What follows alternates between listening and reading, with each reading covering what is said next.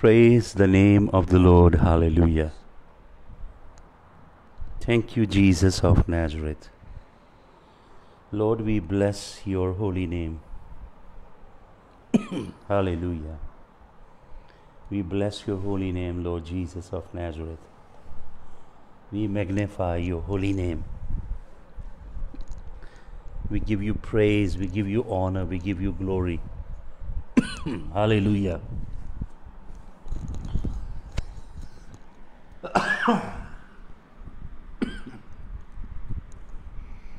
Lord, we give you glory. Lord, we give you praise. Lord, we bless your holy name.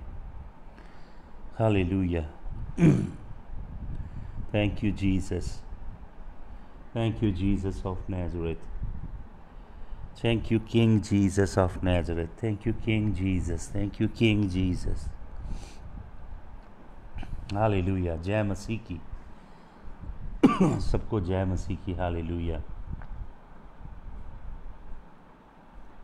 Hallelujah.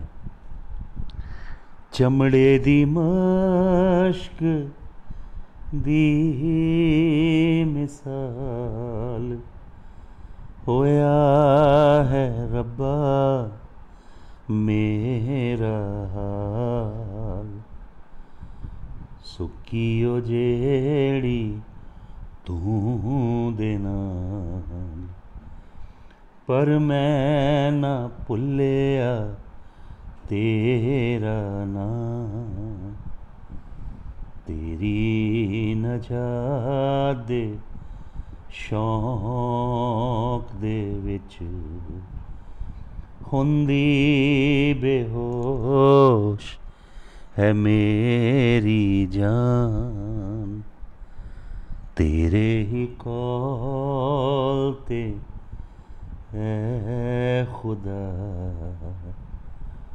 दिल थी मैं रखदा हाँ ईमान. Lord Jesus, we lift up your name. Lord, we magnify your glorious name. We ascribe all strength, power, glory, and majesty.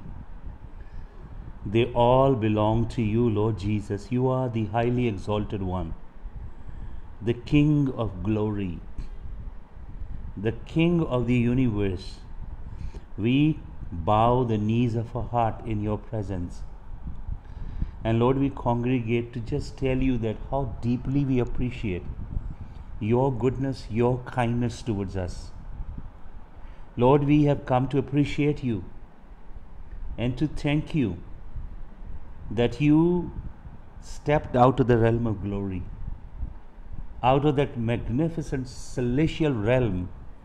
You came upon this corrupt planet, plunged in darkness and sin, to identify with us, not only to identify, but to become a ransom, not only to become a ransom, but to become a substitute and die in our place the horrific death. Thank you for taking the condemnation of my sin, the judicial judgment of my sin on you. Thank you for taking all my unrighteousness, all my iniquity, avan, the deep sins that percolate in my genetic code. Thank you that you cleansed my DNA, my RNA, and all the information that was accumulated in my DNA that I received from my ancestors, sin that was downloaded in me from Adam. Thank you, Jesus, that you took it all on yourself. प्रभु, तू पाप को जानता भी ना था. इस धरा पे एक ही ऐसा व्यक्ति आया जिसको मालूम नहीं था पाप क्या है. एक ऐसा व्यक्ति इस पृथ्वी पे आया जिसको मालूम नहीं था सिन क्या है, अवान क्या है, इनिक्विटी क्या है. खाता, सिन, अवान, इनिक्विटी, पीशा, अनराइचियसनेस, उसको मालूम नहीं था. आपको मालूम, सिन, इनिक्विटी हमारी सेकंड नेचर है. ये हमारी ओरिजिनल नेचर नहीं है. ये आदम के पाप में गिरने के बाद हमें लेगेसी में मिली है. We live a life in default mode. We do not live a life in the original mode in which God created us. We are living a life in a default mode. We are living a life in a second nature, not in our original nature. Jesus came to give us new nature. Jesus did not come to give us new religion. Jesus came to give us new nature. This brand new heavenly nature, जिसमें जो सिन को नहीं जानती. यीशु मसीह की पाप से कोई पहचान ना थी. उसे मालूम नहीं था कि पाप क्या है. But it pleased the Father that he made him sin. पिता ने यीशु मसीह को आपके और मेरे लिए पाप बना दिया. यीशु मसीह पापी नहीं बना, यीशु मसीह पाप बना. Total sum of the sin of the whole mankind, of all the ages that lived before us, that are living now and that will live afterwards, सबका accumulated पाप यीशु मसीह के ऊपर डाल दिया गया. यीशु मसीह हमारा, यूहन्ना कहता है देखो परमेश्वर का मेमना जो पाप उठा के ले जाता है. वो हमारे पापों को उठा के लेके जाने वाली स्केप गोट भी बना, और वो हमारे पापों को उठा के क्रूस पे मरने वाला बकरा भी बना. Hallelujah. He became both the goats, the precious lamb of God.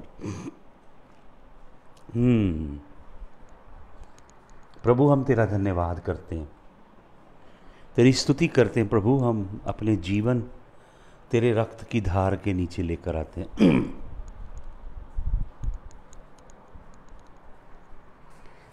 मैंने एक गीत लिखा था, मैं थोड़ा सा गाता हूँ उसका स्टैंजा. तेरे लहू की धार में यीशु धुलते गुनाह के दाग, तेरी मोहब्बत भरती मेरे दिल में रूह की आग. ऐसे छुआ तूने मन को मेरे, दिल में कैसी लगन लगी. तेरी अगन लगी यीशु, तेरी अगन लगी.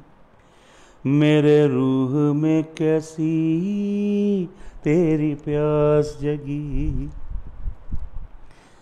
आवेगा वो लेने मुझको आसमान में मेल. आवेगा वो लेने मुझको आसमान में मेल. मेरे बदन की कुप्पी में वो भरता रूह का तेल. मेरे बदन की कुप्पी में वो भरता रूह का तेल. दर दर तेरी दुल्हन प्यार तेरे में, दिन रात लगी है जगन जगन. तेरी लगन लगी, तेरी अगन लगी. मेरे रूह में कैसी तेरी प्यास जगी.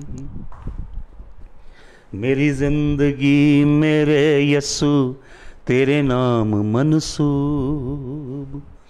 मेरी जिंदगी मेरे यस्सु तेरे नाम मनसूब.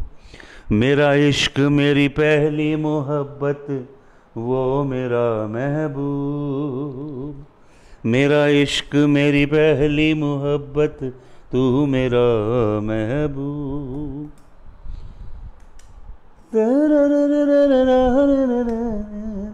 मैं अपने लिखे लिरिक भूल गया हूँ. Hallelujah. Lord, I pray in the mighty name of Jesus of Nazareth that you will speak to us, Lord, from your word. Lord, that you will draw us closer to you through your word, that you will cleanse us more and you will purify us more through the power of your living word, Lord Jesus. तेरा धन्यवाद करते हैं प्रभु, तेरे नाम की हम महिमा करते हैं, तेरी स्तुति करते हैं. हालेलुया. यीशु मसीह के नाम में आमीन. Hallelujah. Hallelujah. If you remember, in the morning I was talking about how the things that happened to the children of Israel are going to befall us. जो इजरायलियों के संग हुआ वो हमारे संग हो रहा है और होगा यीशु मसीह की आमद तक। I shared with you the parallel. God always has patterns, and things are moving in a very parallel sort of dimension. तो we will only understand these metaphors and analogies that the Lord employs about His return. He has talked in very mysterious language, and then only we will be able to gather the signs, the symbols, the analogy, the metaphors, and we will be well equipped for the return of the Lord. तो मैं आपको बता रहा था सुबह कि कैसे वो बातें इज़राइल के संग घटी और कैसे वो सब हमारे संग घटेगा। मैं आपको बता रहा था मत्ती 13:39 में the end of the age is the harvest. Matthews 13:39. The end of the age is the great final harvest. And the husbandman जो है, किसान जो है वो पिता है, और उसने जो बीज बोया है दुनिया के खेत में, उस बीज का नाम है यीशु मसीह। अब वो जो कटनी आएगी, फसल आएगी, उसके विषय में प्रेरित पौलुस रोमियो की पत्री में लिखता है, the whole creation is groaning, is lamenting and is expecting the manifestation of the sons of God.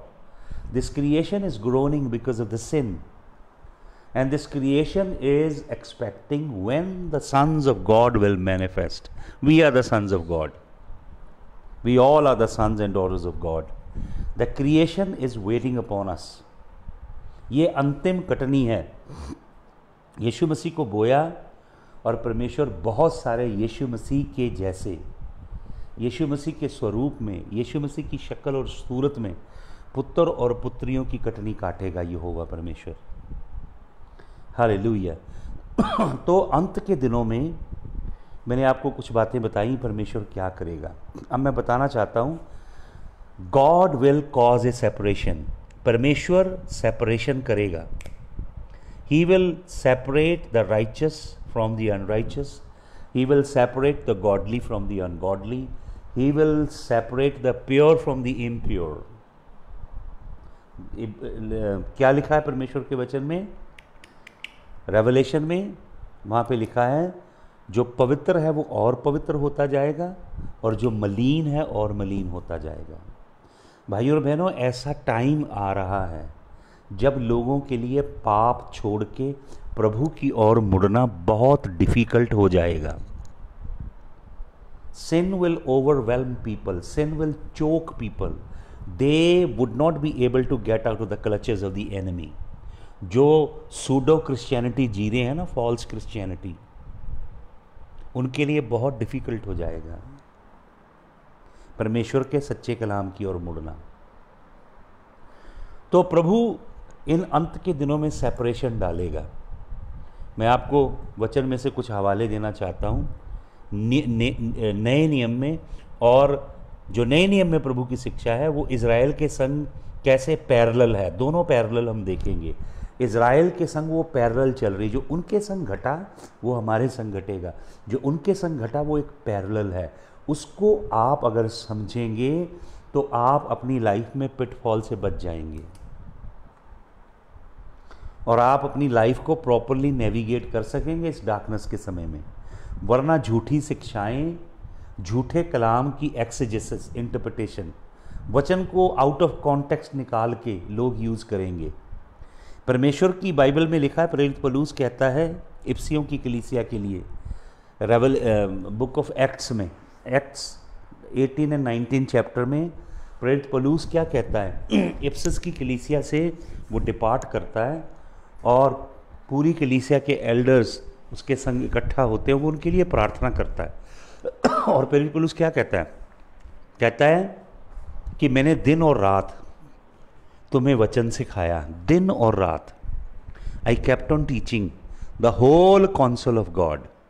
परमेश्वर के संपूर्ण कलाम को सिखाया।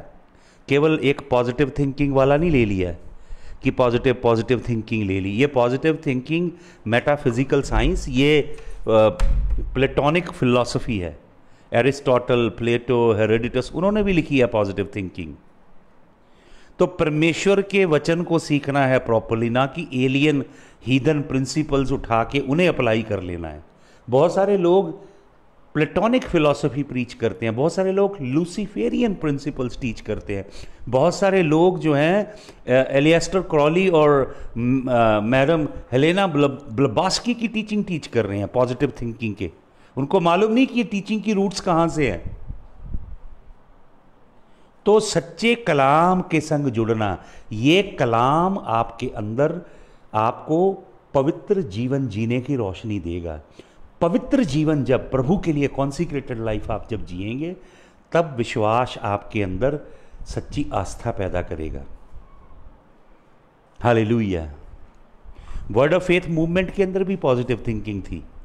उसका एक बहुत बड़ा क्वेश्चन जो था, that was not from the Bible. तो ये समझना बहुत ज़रूरी है। तो प्रभु का दास क्या कहता है? प्रभु का दास कहता है, I did not refrain from teaching you the whole council of God. मैंने तुम्हें परमेश्वर की संपूर्ण समग्र इच्छा सिखाई। परमेश्वर के वचन में परमेश्वर मिरेकल भी करता है, साइंस भी करता है, अद्भुत काम भी करता है। परमेश्वर के वचन में परमेश्वर अपने लोगों को सफरिंग में से भी निकालता है, दुखों में से भी निकालता है, पेन में से भी निकालता है, मुसीबतों का सामना करने के लिए भी अपने लोगों को तैयार करता। तो दोनों चीज़ें हैं, केवल चमत्कार चमत्कार चमत्कार ही नहीं है, दुख भी भोगना है वचन के अंदर, क्रूस को उठाना भी है, और परमेश्वर के कलाम में तूफानों के बीच में से होके गुजरना भी है। दोनों चीज़ें हैं।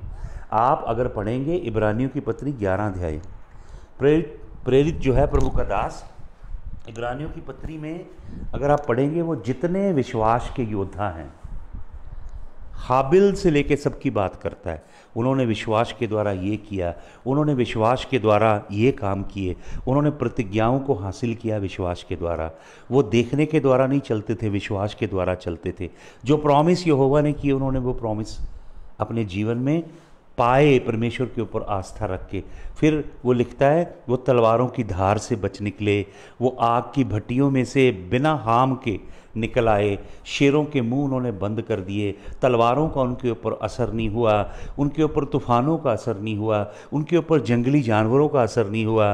वो भूकंपों में से, वो तरह तरह की त्रासदियों में से निकल आए, क्योंकि प्रभु यहोवा ने उनको सामर्थ दी। लेकिन फिर अगर आगे पढ़ेंगे आप, वहीं पे उसी अध्याय में क्या कहता है?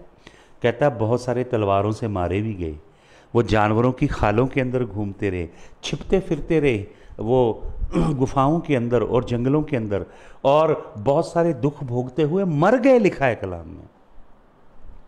दुख भोगने में यीशु मसीह के लिए वचन में लिखा है, if we suffer with him we will also share his glory. वचन में लिखा है, दुख भोग के हम मसीह के जलाल में शामिल हों। Through suffering let us enter into the kingdom of God. प्रेरित पौलुस लिख रहा है, पतरस लिख रहा है, ये विपत्तियों की आग जो तुम्हें लगी है, ये कोई नई बात नहीं है। नीरो जिंदा विश्वासियों को बांध के उन्हें आग लगा देता था, और उनकी जलते शरीरों की आग में ऑर्जीज करता था, पार्टी करता था, और हर तरह के गंदे काम करता था। तो प्रभु के लोग जब दुख भोगते हैं, सताओं में से गुजरते हैं, मुसीबतों में से गुजरते हैं, अपनी ज़िंदगी की चुनौतियों का सामना करते हैं, तो भी प्रभु की महिमा प्रकट होती है। दोनों चीज़ें हैं। कलीसिया ने युगों से दुख भोगा है। हम लोग आज जो खड़े हैं ना, ये बाइबल का मैं प्रचार कर रहा हूँ, आप लोग बाइबल सुन रहे हो, हम यीशु मसीह का नाम ले रहे हैं, यहाँ तक हमें पहुँचाने में प्रभु के बहुत सारे लोगों ने अपना खून बहाया है। आपको मालूम, इस बाइबल को हमारे तक पहुंचाने के लिए हज़ारों परमेश्वर के दासों ने अपने जीवन की कुर्बानियां दी हैं। उनको वृक्षों के साथ बांध के, लकड़ियां रख के, चुन के जला दिया जाता था। परमेश्वर के लोग मारे मारे फिरे, परमेश्वर के लोगों ने जेलों में दुख भोगा, परमेश्वर के लोगों को एग्जाइल में भेजा गया, जिसे काला पानी बोलते हैं। परमेश्वर के लोगों को जेलों में ठूंसा गया, परमेश्वर के लोगों को बहुत बुरी रीति से मार दिया गया। प्रभु ने छुड़ाया नहीं, मिरेकल नहीं किए हर समय, चमत्कार नहीं किए हर समय। तो पूरे वचन को समझिए क्या कहता है कलाम। एक चीज को पकड़ के मत दौड़िए, पॉजिटिव थिंकिंग, पॉजिटिव प्रीचिंग, समझ रहे हैं आप, पूरा वचन लीजिए। तो प्रेरित पौलुस कहता है मैंने तुम्हें पूरी परमेश्वर की इच्छा सिखाई है। हालेलुया। पूरे का पूरा परमेश्वर के कलाम का हर पहलू आपने सीखना है कि क्या कहता है परमेश्वर का कलाम संपूर्ण रीति से। Hallelujah, thank you Jesus. तो मैं आपको बताना चाहता हूँ कि ये जो टाइम है बहुत क्रिटिकल टाइम है हमारे लिए। परमेश्वर ने अलाउ किया इस वायरस को, और ये प्लेग है। बेशक इसको लैब में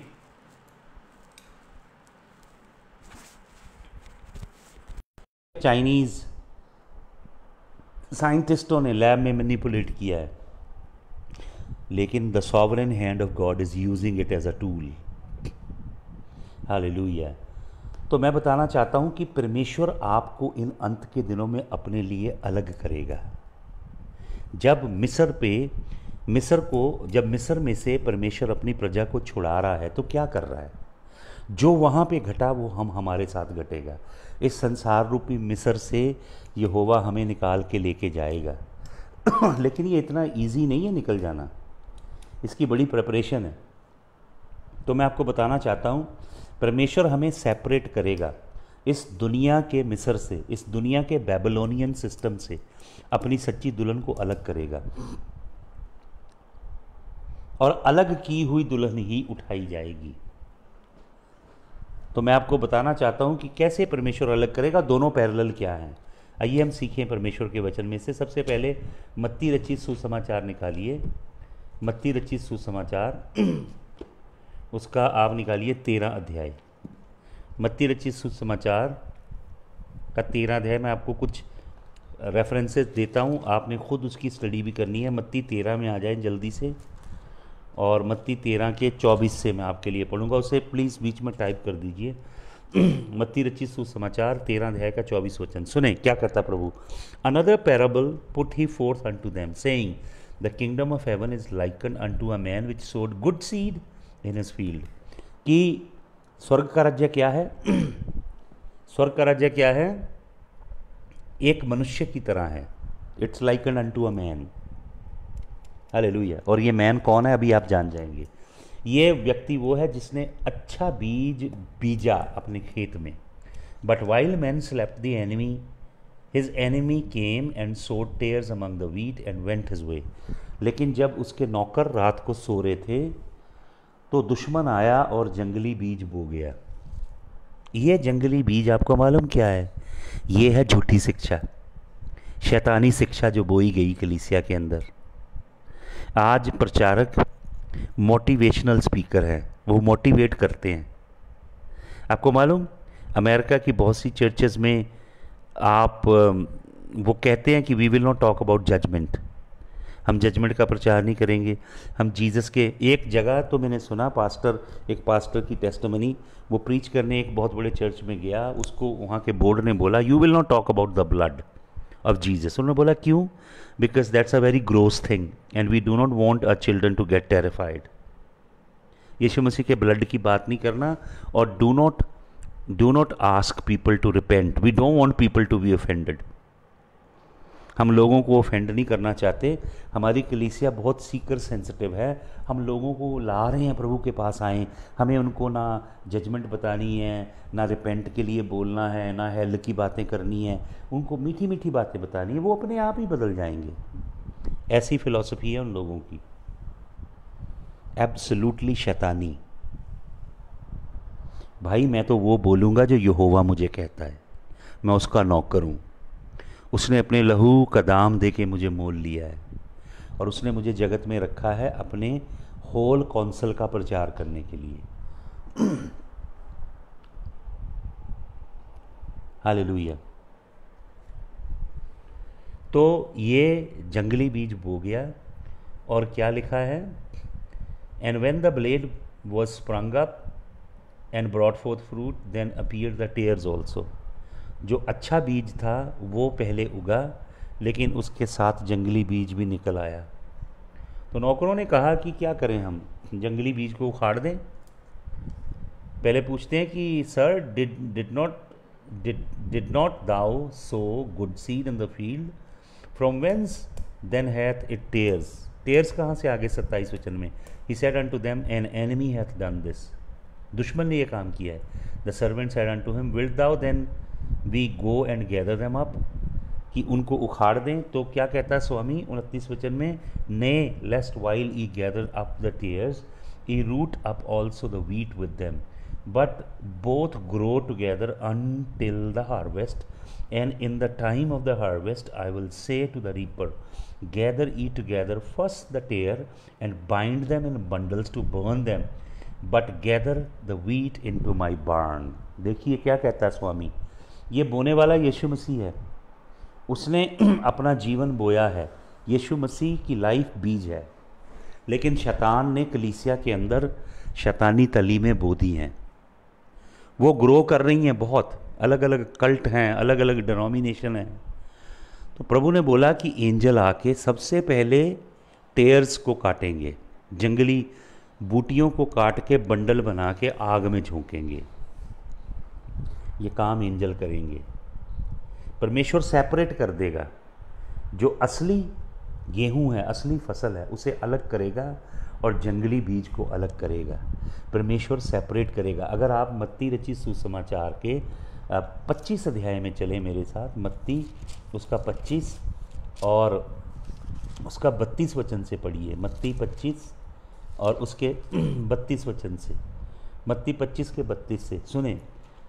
and before him shall be gathered all nations, he shall separate them one from another, as a shepherd divideth his sheep from the goat, and he shall set the sheep on his right hand, but the goat on the left. Hallelujah. क्या करेगा स्वामी? ये प्रधान गडरिया है, महान चरवाहा है। ये क्या कर रहा है? ये पृथ्वी की कौमों को, पृथ्वी की कौमें हैं, कुछ कौमें पृथ्वी की बकरे की मानिंद है, बकरी की मानिंद है, कुछ कौमें भेड़ की मानिंद है। तो क्या कहता है? देन शैल द किंग से unto them on his right hand, come E blessed of my father, inherit the kingdom prepared for you from the foundation of the world. Hallelujah. फिर आगे बड़ी डीप बातें हैं, वो आप खुद पढ़ लीजिएगा 35 से। ये कौन लोग हैं? ये वो लोग हैं जो भलाई कर रहे हैं, करुणा कर रहे हैं, बो रहे हैं परमेश्वर के लिए। मैं उस सब्जेक्ट में अभी नहीं जाना चाहता। तो बकरियों को लेफ्ट हैंड पे और भेड़ों को राइट हैंड पे, और बकरियों को जहन्नम में भेज दिया जाता है, और जो भेड़ें हैं वो परमेश्वर के राज्य की वारिस बनती हैं, जो राज्य परमेश्वर ने अनादि काल से बनाया है। मत्ती रचित सुसमाचार में एक बार फिर लेके चलता हूँ आपको। मत्ती रचित सुसमाचार उसके 13 अध्याय में चले, मैथ्यूज चैप्टर नंबर 13, मत्ती 13 में, और उसके 47 वचन से मैं आपको बताता हूँ। मत्ती 13 के 47 सुने। Again the kingdom of heaven is like to a net. स्वर्ग का राज्य एक नेट है। यहीं से वर्ड निकला है ड्रैग नेटे, जो नेटवर्किंग का आइडिया दुनिया में आया, ये पहला वर्ड है यहाँ पे ड्रैग नेटे ग्रीक में। Again the kingdom of heaven is like unto a net. एक नेट है। मैंने कनाडा में बहुत साल पहले मैं गया और मैं बैठा था उपवास में, मैंने एक रोआ देखा, एक नेट मेरी आंखों के आगे आ गया। जैसे नेट यीशु मसीह के चेले जाल जो यूज़ करते थे ना मछली पकड़ने के लिए, वो जाल मेरी आंखों के आगे आ गया और उसमें से पानी गिर रहा है, और मुझे प्रभु की आवाज़ आई। वो नेट मैं देख रहा हूँ और प्रभु की आवाज़ आ रही है कि बता इस नेट की, इस जाल की ताकत कहाँ है। तो वो जो प्राचीन जाल मुझे प्रभु ने दिखाया, उसमें छोटे छोटे स्क्वायर बने थे, ऐसे खाने बने हुए थे, और गांठें लगी हुई थी बीच में। हर जगह चारों ओर से गांठें लगी हैं बीच में, और ऐसे ब्लॉक बने हुए हैं। उस ब्लॉक के अंदर मछली फंस जाती है। तो प्रभु मुझे बताता है कि इस जाल की जो ताकत है वो गांठें हैं, जहाँ पे रस्सियाँ क्रॉस कर रही हैं, रस्सी की गांठ डाली हुई थी। ये जो गांठें हैं ये इस नेट की ताकत है। अगर ये गांठ खुल जाएं बीच में से गांठें, तो मछलियाँ बीच में से निकल जाएंगी। तो परमेश्वर के आत्मा ने मुझे उस दिन एक अद्भुत बात बताई। परमेश्वर ने कहा, मेरे लोग जो हैं, सच्चे मेरे जो लोग, मेरी प्रजा, वो गांठें हैं इस नेट के अंदर, वो एक दूसरे के संग ऐसे जुड़े हुए हैं। जैसे आप अपनी एक उंगली में दूसरी उंगली यूँ करके खींचें तो खिंचेगी नहीं, निकलेगी नहीं। उंगलियों को टेढ़ी करके एक दूसरे में मिला के खींचें तो आपकी उंगली सेपरेट नहीं होगी। ये गांठें हैं जो प्रभु के धर्मी और पवित्र लोगों का रिलेशनशिप है एक दूसरे से। आपको मालूम शैतान क्या काम कर रहा है? ये गांठों को ढीला कर रहा है। बहुत सारे पादरी, बहुत सारे सेवक, बहुत सारी कलीसिया के अगुए, बहुत सारे विश्वासी लोग अपने अपने मोटिव से चल रहे हैं। वो परमेश्वर के राज्य के नेट को नहीं बढ़ा रहे, अपने नेट को बढ़ाना चाहते हैं। वो केवल अपनी कलीसिया, मेरी कलीसिया, मेरी कलीसिया, इससे उठ के आगे उनको कुछ दिखाई नहीं देता। वो स्वर्ग के राज्य को तो देखते ही नहीं। मैंने अपना जीवन, सेवा के 30 साल मुझे हो गए, मुझे प्रभु ने बोला ये पूरे संसार में जो सच्ची कलीसिया है वो मेरी है। वहाँ पे पास्टर कोई भी क्यों ना हो, तेरी हेडेक नहीं है। तूने मेरी दुल्हन को तैयार करना है पूरे विश्व में, और मैं तुझे पूरे संसार में लेके जाऊंगा। और प्रभु यीशु मसीह मुझे पूरे संसार में लेके गए, हर तरह के लोगों के बीच में, जर्मन हो, फ्रेंच हो, कॉकेशियन हो, इटालियन हो, स्पेनिश हो, हिब्रू हो, ग्रीक हो, लाटिनो हो, चाइनीज़ हो, मंगोल्स हो, स्पेनिश हो, जैपनीज़ हो, अफ्रीकन हो, अलग अलग अफ्रीकन डिसेंट के लोग हों, सब जगह परमेश्वर का आत्मा मुझे लेकर गया। फिलिपिनो हो, थाई हो, रशियन हो, या आपके रशिया में से सेपरेट हुए कंट्रीज़, सब जगह प्रभु मुझे लेकर गया। क्योंकि पूरी कलीसिया, समग्र कलीसिया मेरे पिता का घर है। ज़रूरी नहीं कि मुझे वहाँ पास्टर होना है, मेरी दायित्व है परमेश्वर के घर के लिए। मेरा प्रभु क्या कहता है? मेरा प्रभु, मेरा स्वामी कहता है, तेरे घर की जलन ने मुझे खा लिया। केवल एक कलीसिया के लिए नहीं, जी मेरी कलीसिया जी, ये तो हमारे लोग ले गए उधर। अरे भाई, लोग प्रभु के यहाँ, कोई किसी को उठा के नहीं ले जाएगा, सब इधर ही हैं। पादरियों की जो सोच है ना, संकीर्ण और छोटी सोच, वो बहुत डेंजरस है। जिसने पादरी को देख के विश्वासी लोग सीखते हैं नैरो, वैसा ही संकीर्ण दायरा। परमेश्वर का राज्य पूरे विश्व में फैला हुआ है। आपको परमेश्वर ने पूरे विश्व में अपनी दुल्हन को तैयार करने के लिए वो अभिषेक करेगा अगर आपका दिल इतना बड़ा है। आप परमेश्वर की दुल्हन की तैयारी के लिए जुड़े हैं। तो ये जो नेट है, नेटवर्क, ये नेटवर्क है जब हम एक दूसरे से मिल के जुड़ के काम करते हैं। जब लोगों को हो जाता है ना, ये तो मेरी कलीसिया है, मेरा काम है, मेरा फलाना है, ढिमका है, तो होती अंदर क्या है कि मेरा अपना बिजनेस है, कारोबार है, ये इसके अंदर कोई और इंट्रूजन ना करे। देखिए, जो घर है ना परमेश्वर का घर, ये रूहानी घर है। हम इसके अंदर हैं जीवित पत्थर। हालेलुया। हमें यहोवा ने जीवित पत्थरों की तरह इस घर में रखा है। अब देखिए, आप एक घर को अगर बनाया जाता है तो उसकी फाउंडेशन डिग की जाती है, तो फाउंडेशन खोदने वाले लोग आते हैं, मेसन्स आते हैं, मिस्त्री लोग, मजदूर लोग आते हैं। फिर उसके अंदर सरिया डाला जाता है, रीइंफोर्समेंट वाला अलग स्टाफ आता है, मेसन लेबर अलग स्टाफ होता है, खोदने वाले अलग होते हैं, रीइंफोर्समेंट डाली जाती है। फिर उसके बीच में ही जब काम चलता है तो प्लम्बर्स को बुलाया जाता है, क्योंकि नीचे पाइप डाले जाते हैं, प्लम्बर अलग ग्रुप होता है। फिर थोड़ा काम ऊपर चलता है तो इलेक्ट्रिसिटी की पाइप डाली जाती है बीच में, बिजली वालों को अलग से, इलेक्ट्रीशियंस को बुलाया जाता है, वो अलग से आके काम करते हैं। फिर काम ऊपर चलता है, मेसन्स काम करते हैं। फिर हमें वुडन, लकड़ी का काम करने के लिए कारपेंटर्स को बुलाना पड़ता है, वो दरवाज़ों के फ्रेम वगैरह रखते हैं उसके अंदर आके। फिर काम ऊपर जाता है तो फिर जो स्कैफोल्डिंग वाले लोगों को बुलाया जाता है, जो स्कैफोल्डिंग करते हैं, और फिर उन लोगों को बुलाया जाता है जो लिंटल डालने के लिए लोहे का जाल बिछाते हैं, वो अलग ग्रुप होता है, वो आके लोहे का जाल बिछाते हैं। फिर एक अलग क्रू आता है जो लिंटल के मटेरियल को पोर करता है, मशीनों के संग अब डलता है, वो लिंटल डालने वाला अलग ग्रुप आता है। फिर उसके बाद मिस्त्री लोग दोबारा काम करते हैं। फिर उसके बाद हमें इलेक्ट्रीशियन बुलाना पड़ता है, प्लम्बर बुलाना पड़ता है। फिर उसके बाद प्लास्टर होता है। फिर हमें लोग बुलाने पड़ते हैं जो डिस्टेम्पर का, पेंटिंग का काम करते हैं। फिर कारपेंटर आके दरवाज़ों लकड़ी का काम करते हैं। फिर उसके बाद एक ग्रुप और आता है जो डोर्स के ऊपर पेंट करता है या पॉलिश करता है। फिर फाइनली इलेक्ट्रिशियंस आके काम करते हैं। फिर आजकल लोग पीओपी का काम करवाते हैं, डेकोरेशन का काम करवा, वो अलग ग्रुप आता है। तो मुझे बताइए कितने लोग मिलके एक घर को, एक बिल्डिंग को तैयार करते हैं? क्या केवल एक ही पास्टर परमेश्वर के घर को तैयार कर देगा? भाइयों और बहनों, बहुत सारे प्रभु के लोगों का योगदान होगा, बहुत सारे लोग मिलके बनाएंगे परमेश्वर की कलीसिया।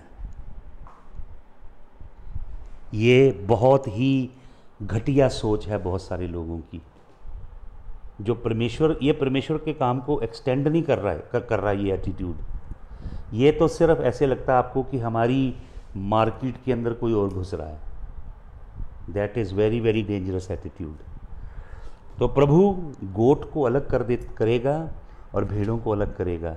प्रभु ये जो नेट है, ये नेट डाला जाएगा, इस नेट के अंदर हर तरह की मछली लिखा है। ये नेट डालने के लिए, ये नेट डालने वाले वो पादरी नहीं है जो एक छोटी सी चर्च के अंदर बैठे हैं, ये वो सेवक हैं जो पूरे विश्व में जाते हैं। ये नेट महासमुद्रों में डाला जा रहा है और यहाँ पे वचन में लिखा हर तरह की मछली है।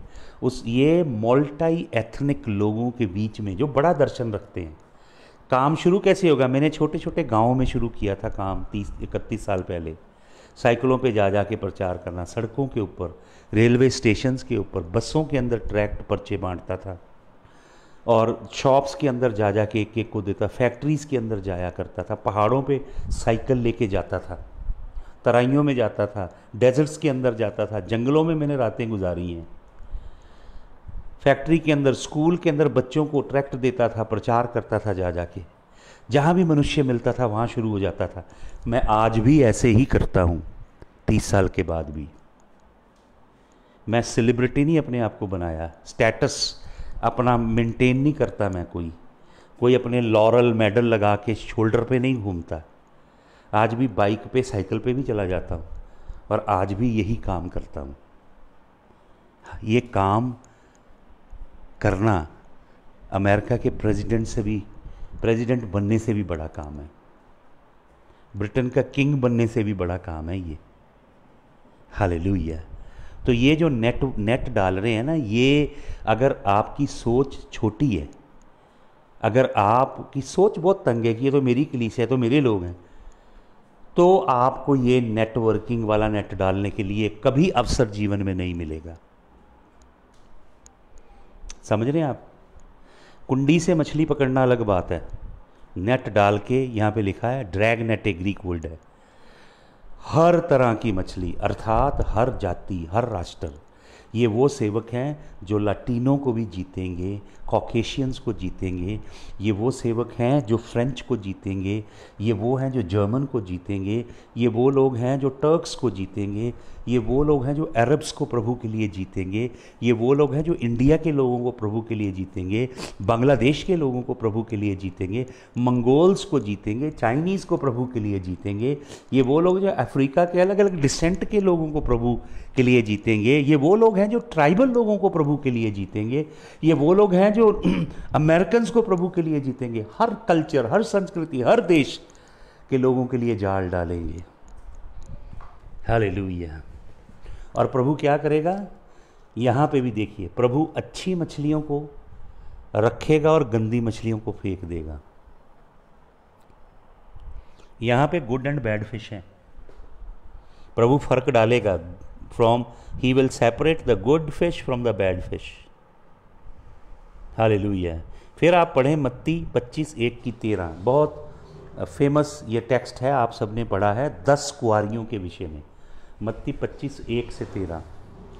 5 बुद्धिमान हैं, शुरू में बता दिया है। 5 बुद्धिमान हैं और 5 मूर्ख हैं।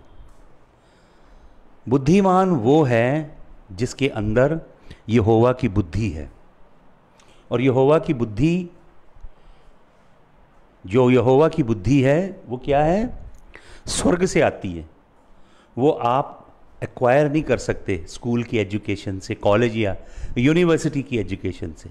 जिसे बुद्धि की कमी हो वो यहोवा से मांगे। जो सबको प्रचुर मात्रा में देता है। यहोवा देगा स्वर्ग से ये बुद्धि। और ये बुद्धि आने का पहले सिम्टम क्या होगा? आपके अंदर यहोवा के भय का आत्मा आएगा। आप डरेंगे यहोवा परमेश्वर से। एक हेल्दी फियर, एक सेक्रेड होली ऑ आपके दिल में आके सेटल हो जाएगी। And then God will flood you with wisdom. ये जो 5 हैं इनके पास रोशनी है, जो दूसरी 5 हैं उनकी रोशनी ख़त्म हो गई है। हैं ये 10 की 10 कुंवारियाँ हैं, लेकिन 5 की रोशनी ख़त्म हो गई है, 5 की रोशनी कायम है। आपको मालूम ये रोशनी क्या है? एक बार मैंने शायद 2 महीने पहले मैसेज दिया था इसके ऊपर ही। ये रोशनी है परमेश्वर का कलाम, तोरा, परमेश्वर का वचन जो हमारे अंदर जलता है। तेरा वचन मेरे पाँव के लिए दीपक और मेरे मार्गों के लिए उजियाला है। ये परमेश्वर का कलाम जो आपके अंदर वास करेगा वो आपकी इंटरनल रोशनी बनेगा। ये 5 कुंवारियों की अंदर की रोशनी बुझ गई थी। उनकी कुप्पी, ये कुप्पी हमारा बदन है, उसके अंदर रोशनी नहीं थी। ये रोशनी है परमेश्वर की हजूरी, ये रोशनी है यीशु मसीह का पवित्र लहू, ये रोशनी है परमेश्वर के कलाम का चिराग की मानिंद हमारे अंदर जलना। तो 5 को अलग कर लिया गया, 5 को छोड़ दिया गया। ये जो सेपरेशन का टाइम है ना, जो मैंने आपको ये मिसालें दी हैं, ये अब हो रहा है, अब ये शुरू हो चुका है। ये सेपरेशन जो है, this is the preparation for the return of the Lord. यीशु मसीह की आमद से पहले ये प्रोसेस है, अब ये होगा लोगों के अंदर। It already started. God will start separating his people. God will start separating the wheat from the tares. God will start separating the sheep from the goat. God will start separating the good fish from the bad ones. And God will separate the bride that has the bright light shining in her. The other that has darkness inside her, that bride will not be taken. God has begun sifting. God has begun the separation process. He is separating people. These people that are separated, they are being prepared as bride for the bridegroom. This is what happened with Israel. Israel के साथ यही हुआ। इससे पहले कि Israel मिस्र में से निकाला गया, उसके संग ये हुआ। इससे पहले कि हम इस जगत से उठाए जाएंगे, हमारे संग ये होगा जो 4 बातें मैंने आपको बताई। यही 4 बातें इज़राइल के साथ हुई हैं। अब मैं आपको बताता हूँ ये वचन कि इज़राइल के साथ ये कैसे, इज़राइल और हम पैरेलल चल रहे हैं। एक ही रेलवे ट्रैक की 2 पटरियां हैं हम। इज़राइल में आप अपनी परछाई देखिए, अपना प्रतिबिंब देखिए। इज़राइल को प्रेरित पौलुस कहता है चर्च इन द विल्डरनेस। वो जो बियाबान में घूम रहे थे, they were a church in the wilderness. तो बुद्धि अगर आपको चाहिए, परमेश्वर का भेद चाहिए, परमेश्वर का ज्ञान चाहिए, परमेश्वर का प्रकाश चाहिए, तो पुराने नियम को खा जाइए अच्छी तरह, और प्रार्थना के साथ, दीनता के साथ, उपवासों के साथ प्रभु से मांगे कि वो खोले आपके ऊपर इस कलाम को। अब मैं आपको इसका पैरेलल दिखाता हूँ। मेरे संग निकालें निर्गमन की पुस्तक, निर्गमन, एक्सोडस, कूच की किताब पंजाबी में बोलते हैं। निर्गमन का 8 अध्याय जल्दी से निकालें। अब परमेश्वर इज़राइल को जब निकालेगा मिस्र में से, उस निकालने से पहले परमेश्वर क्या कर रहा है? इज़राइल को अलग कर रहा है। इज़राइल को मिस्र से अलग कर रहा है। और इज़राइल मिस्र से अलग किया गया, हम बेबीलोन से अलग किए जा रहे हैं। ये दुनिया बेबीलोन है, ये दुनिया मिस्र की मानिंद है, और संसार में इस जगत का हाकिम है शैतान, जो फिरौन की मानिंद है। परमेश्वर हमें इस संसार से, संसार के लोगों के हर तरह के वो कामों से जो प्रभु के वचन के अनुसार नहीं है, इवन झूठी कलीसिया के वो कामों से जो प्रभु के वचन के अनुसार नहीं है, परमेश्वर आपको और मुझे अलग करेगा। पढ़िए एक्सोडस चैप्टर नंबर 8, निर्गमन की पुस्तक, उसका 8 अध्याय। परमेश्वर क्या कर रहा है? इज़राइल को अलग कर रहा है। इस जगत पे वबाएँ आ रही हैं, प्लेग आ रही हैं, ये प्लेग चल रही है। ऐसे मिस्र के ऊपर प्लेग आई, जब तक मिस्र में प्लेग नहीं भेजी यहोवा ने, तब तक मिस्र ने इज़राइल को जाने नहीं दिया। जब तक इस जगत में प्लेग नहीं आएंगी, तब तक इस जगत से मसीह के लोग सेपरेट नहीं होंगे। तो देखिए अब क्या हो रहा है। 8 अध्याय निर्गमन की पुस्तक, उसका 22 और 23 वचन पढ़े। 8 का 22 और 23 पढ़िए। प्रभु क्या कहता है? And I will sever in that day the land of Goshen. Goshen वो धरती है जहाँ इजरायली रहते थे। जब यूसुफ वहाँ का प्रधानमंत्री था, तो गोशन का सबसे खरा इलाका, बढ़िया धरती इजरायलियों को रहने के लिए दी गई थी, गोशन की धरती। एक्सोडस 8:22 प्रभु क्या कहता है? उस दिन मैं फ़र्क डालूंगा, अलग करूंगा। इन विच माई पीपल ड्वेल, जिस धरती में मेरे लोग रहते हैं मिस्र में, गोशन की धरती।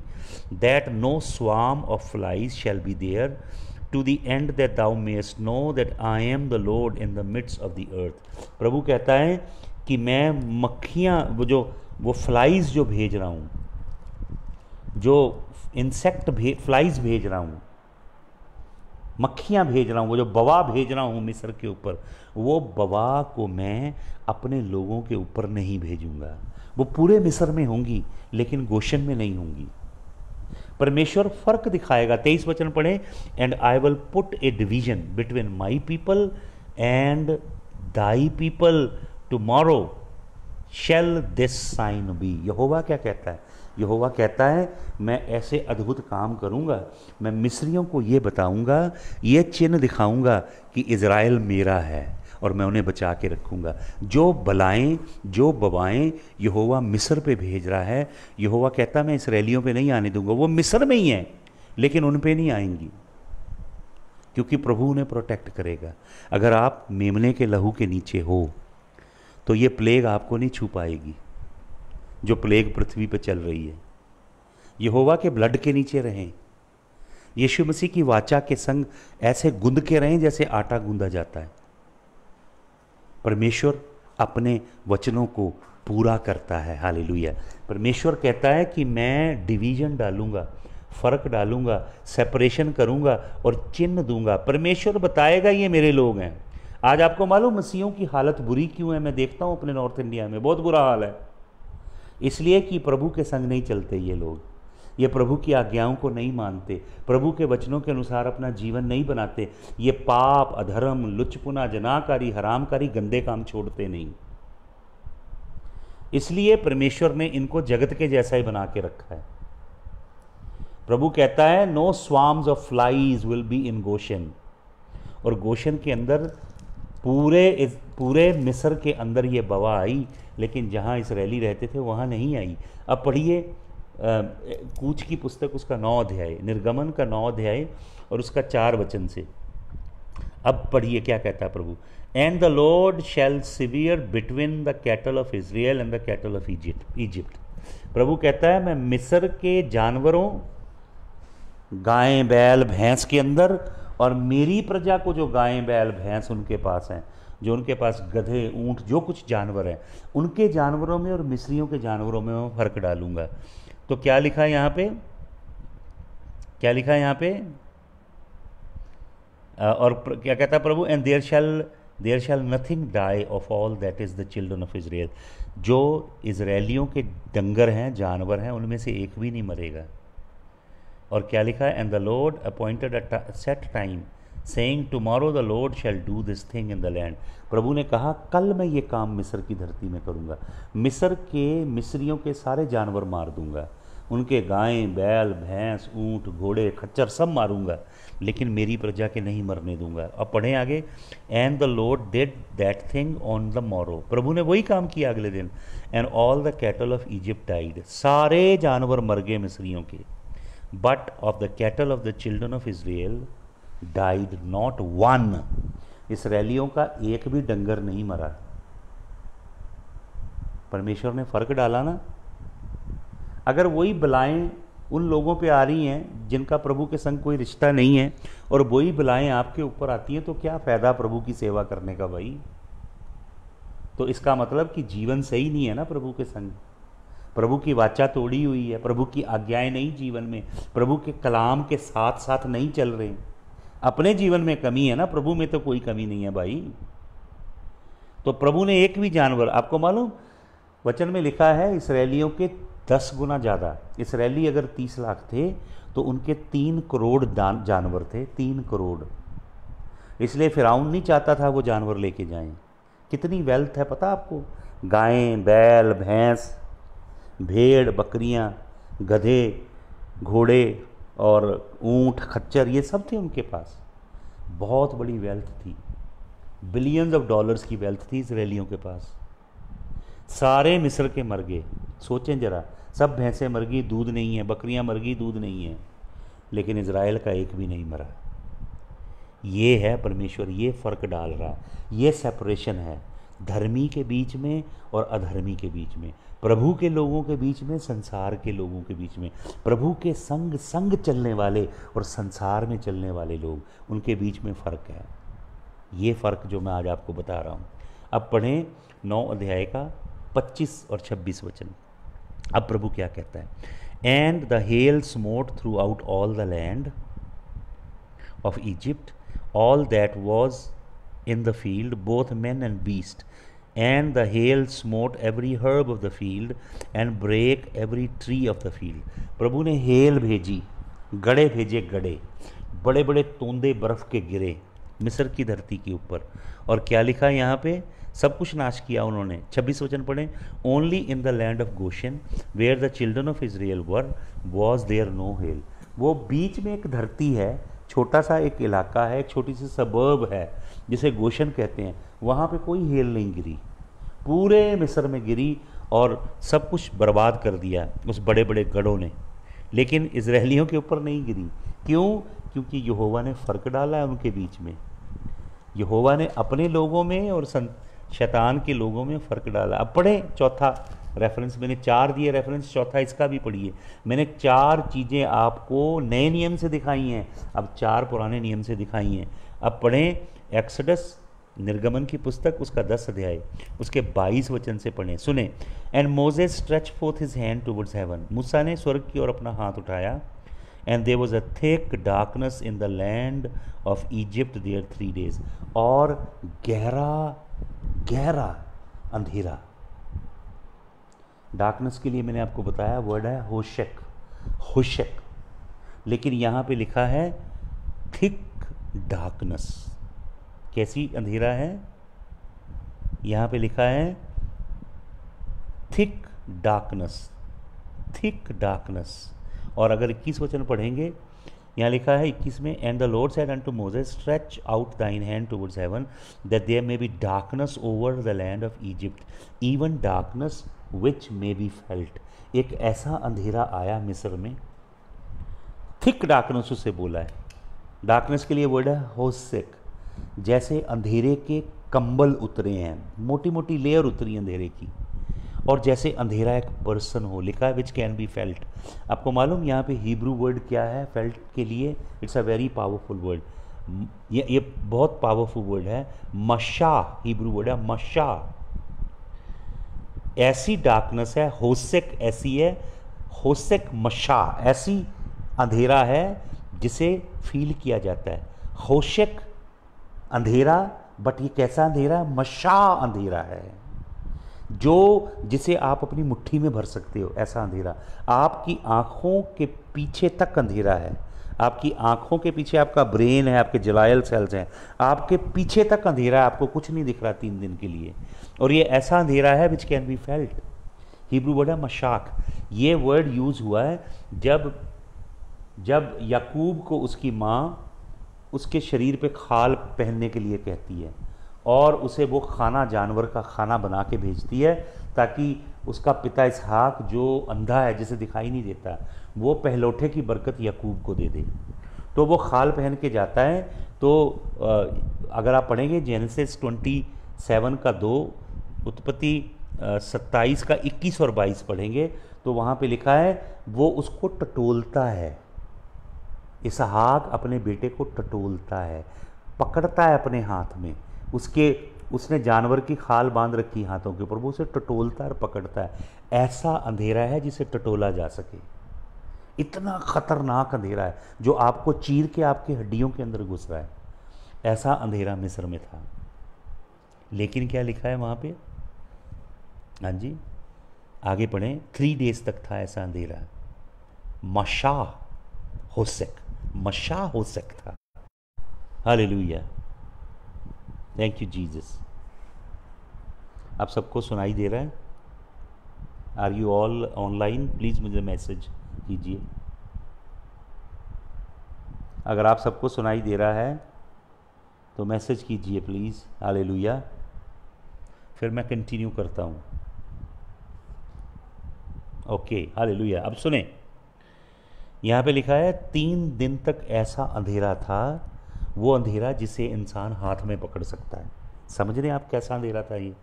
और 23 वचन में लिखा, they saw not one another, एक दूसरे को दिखाई नहीं दिया। Neither rose any from his place for 3 days, जहाँ कोई गिर गया था, बैठा था, खड़ा था, वो वहीं का वहीं बैठ गया, हिल नहीं सका 3 दिन तक।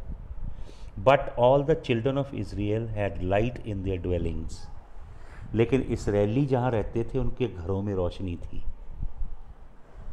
मिस्रियों को ऐसे अंधेरे में फेंका यहोवा ने, ऐसा अंधेरा जिसे टटोला जा सकता है, लेकिन इज़राइल के तंबुओं में रोशनी है। रोशनी के लिए हिब्रू वर्ड है और, रोशनी से भरा है। देखिए प्रभु क्या करता है। मत्ती 5:45 में लिखा है, नॉर्मली प्रभु क्या करता है? प्रभु अपने सूर्य को धर्मी और अधर्मी दोनों पे चढ़ाता है। यहोवा अपनी बारिश को धर्मी और अधर्मी दोनों पे भेजता है, वो भेद नहीं करता, लेकिन यहाँ पे भेद कर रहा है यहोवा, फर्क दिखा रहा है, चिन्ह दे रहा है मिस्रियों को। हालेलुया। आपको मेरी आवाज़ आ रही है? ब्रदर रमन कह रहे हैं voice gone. Can you hear me? सबको सुनाई दे रहा है? हालेलुया। सबको मेरी आवाज़ आ रही है?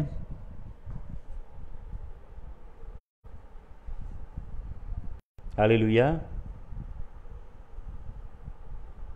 हालेलुया। परमेश्वर क्या करेगा इन अंत के दिनों में? सुने ध्यान से।